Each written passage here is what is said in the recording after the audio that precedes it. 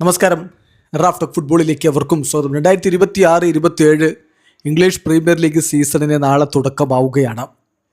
നാളെ നിലവിലെ ചാമ്പ്യന്മാരായ ആഴ്സണൽ പ്രൊമോട്ട് ചെയ്തു വന്ന കവൻട്രിക്കെതിരെയാണ് കളിക്കുന്നത്. മത്സരത്തിന് മുന്നോടിയായിട്ട് കോച്ച് മൈക്കൽ ആർട്ടറ്റ മാധ്യമങ്ങളെ കണ്ടു. കുറേ സംശയങ്ങൾ, ആരാധകർക്കും മറ്റുമൊക്കെയുള്ള കുറേ സംശയങ്ങൾക്ക് അദ്ദേഹം നിവാരണം വരുത്തിയിരിക്കുകയാണ്. പ്രധാനപ്പെട്ടൊരു ചോദ്യം ഉണ്ടായിരുന്നത് മൈൽസ് ലൂയിസ് കെല്ലി ആഴ്സണൽ വിടുമോ എന്നുള്ളതായിരുന്നു. അപ്പോൾ അദ്ദേഹം പറഞ്ഞത് ഇവിടെ ആഴ്സണൽ തുടരുമെന്ന് എനിക്ക് 100% വിശ്വാസമുണ്ട് എന്നുള്ളതാണ്. അതായത് ട്രാൻസ്ഫർ വിൻഡോ അവസാനിച്ചാൽ ലൂയിസ് കെല്ലി ആഴ്സണലിൽ തുടരുമെന്ന് നിങ്ങൾ വിശ്വസിക്കുന്നുണ്ടോ എന്നുള്ള ടോം കാൻഡൻ്റെ ചോദ്യത്തിന് അദ്ദേഹത്തിൻ്റെ മറുപടി വന്നത്, അതായത് മാധ്യമപ്രവർത്തകൻ ടോം കാൻഡൻ ചോദിച്ച ചോദ്യത്തിന് അദ്ദേഹത്തിൻ്റെ മറുപടി 100% എനിക്ക് 100% വിശ്വാസമുണ്ട് എന്നാണ് കോച്ച് പറഞ്ഞ മറുപടി. സോ ആ ഒരു കാര്യം അവിടെ ക്ലിയർ ആവുകയാണ്. അതോടൊപ്പം തന്നെ ഒരുപാട് ട്രാൻസ്ഫർ റൂമറുകൾ വന്നുകൊണ്ടിരിക്കുന്നുണ്ടല്ലോ, താങ്കൾ അതിനെക്കുറിച്ച് എങ്ങനെ പറഞ്ഞു ചോദിച്ചപ്പോൾ അദ്ദേഹം പറഞ്ഞത്, എല്ലാ സത്യസന്ധതയോടുകൂടി ഞാൻ പറയട്ടെ, ഞാൻ അത് അത്രയധികം ഒരു സീരിയസ് ആയിട്ട് അതൊന്നും എടുക്കുന്നില്ല. കാരണം എൻ്റെ കിഡ്സ് അവർ വളരെ നല്ല രൂപത്തിൽ തന്നെ മുന്നോട്ടേക്ക് പോയിക്കൊണ്ടിരിക്കുന്നുണ്ട് എന്ന കാര്യത്തിൽ എനിക്ക് തർക്കമില്ല എന്നാണ് അദ്ദേഹം പറഞ്ഞത്. അപ്പോൾ അദ്ദേഹത്തോട് ലെഫ്റ്റ് ബാക്സിൻ്റെ കാര്യങ്ങൾ ചോദിച്ചപ്പോൾ അദ്ദേഹം പറഞ്ഞത് എല്ലാ പ്ലെയേഴ്സിനും ചില സ്പെസിഫിക് ക്വാളിറ്റീസ് ഉണ്ട്. ഇപ്പോൾ Ritchie has A special energy an aura around him that makes him different. പിയറോ is extra ordinary, Ritchie is Ritchie, പിയറോ is പിയറോ എന്നൊക്കെ അദ്ദേഹം തൻ്റെ താരങ്ങളിലുള്ള വിശ്വാസം വളരെ കൃത്യമായിട്ട് പറയുന്നുണ്ട്. ഇനി ബ്രൂണോ ഗുയിമറസിൻ്റെ കാര്യം, ഇപ്പോൾ കഴിഞ്ഞ കളിയിൽ ആ ഒരു കമ്മ്യൂണിറ്റി ഷീൽഡിൽ അദ്ദേഹം പകുതി സമയം മാത്രമാണല്ലോ കളിച്ച്, ചെറിയ പരിക്കിൻ്റെ വിഷയങ്ങളുണ്ട്, നാളെ കളിക്കുമോ എന്നുള്ള ചോദ്യത്തിന് പക്ഷേ കൃത്യമായിട്ടൊരു മറുപടിയിലേക്ക് ആർട്ടിറ്റ പോയില്ല. പകരം പറഞ്ഞ let's see, it's evolving well but let see എന്നാണ്. നമുക്ക് നോക്കാം, നല്ല രൂപത്തിൽ പുരോഗതി പ്രാപിക്കുന്നുണ്ട് അദ്ദേഹം, പക്ഷേ നമുക്ക് നോക്കാം എന്ന് മാത്രമേ പറഞ്ഞുള്ളൂ. നാളെ കളിക്കും ബ്രൂണോ ഗുയിമറസ് എന്ന് അദ്ദേഹം ഉറപ്പിച്ചു പറയുന്നില്ല. അതേസമയം റൈസിൻ്റെയും സാക്കയുടെയും കാര്യത്തിലുള്ള ചോദ്യങ്ങൾക്ക് അദ്ദേഹം പറഞ്ഞ മറുപടി they are ready to start എന്നാണ്. അതായത് റൈസും ബുക്കായോ സാക്കയും സ്റ്റാർട്ട് ചെയ്യാൻ റെഡിയാണെന്ന് പറയുന്നു. അതേസമയം ടിംബറിൻ്റെ കാര്യത്തിൽ അദ്ദേഹം ഇതുവരെ ഇപ്പം അടുത്ത കുറച്ച് ആഴ്ചകൾ കൂടി കഴിഞ്ഞിട്ട് മാത്രമാണ് അദ്ദേഹം വരികയുള്ളൂ. ഇതുവരെ അദ്ദേഹം ട്രെയിനിങ് നടത്തിയിട്ടില്ല.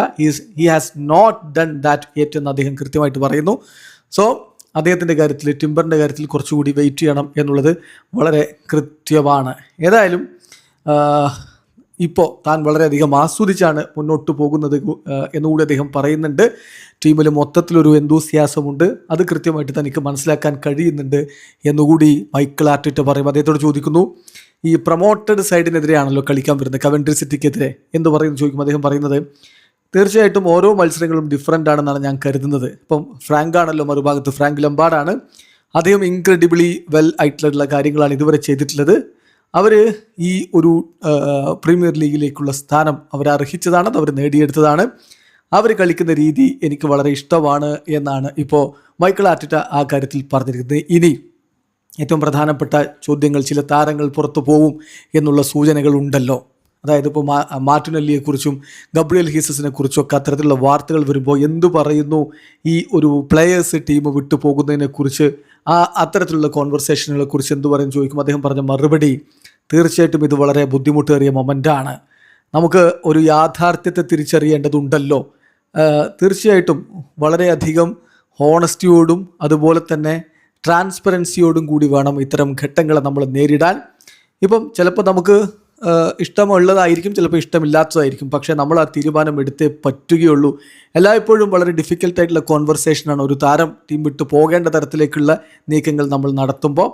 പക്ഷേ എല്ലാ കാര്യങ്ങൾക്കും ഒരു സ്റ്റാർട്ടിങ്ങും ഒരു എൻഡും ഉള്ളതുപോലെ ഇതിലും അങ്ങനെയുണ്ട് എന്ന് മനസ്സിലാക്കിയാണ് വേണ്ടത് എന്നുകൂടി അദ്ദേഹം വളരെ കൃത്യമായിട്ട് പറഞ്ഞു. ഇനി ഡിഫൻസീവ് റീഎൻഫോഴ്സ്മെൻറ്റിനെ കുറിച്ച് അദ്ദേഹം പറയുന്നുണ്ട്. ഇപ്പോൾ വില്യം സാലിബക്ക് പരിക്കാണല്ലോ, അപ്പോൾ അതിനെക്കുറിച്ച് ഉള്ള ഒരു ആശങ്ക ഉള്ളതുകൊണ്ട് അദ്ദേഹം പറയുന്നു, തീർച്ചയായിട്ടും ഞങ്ങൾ വളരെയധികം ആക്റ്റീവായിട്ട് തന്നെ മാർക്കറ്റിലുണ്ട്. അംബീഷൻ എന്താണെന്ന് വെച്ചാൽ ഞങ്ങളുടെ സ്ക്വാഡ് ഇമ്പ്രൂവ് ചെയ്യുക എന്നുള്ളതാണ്.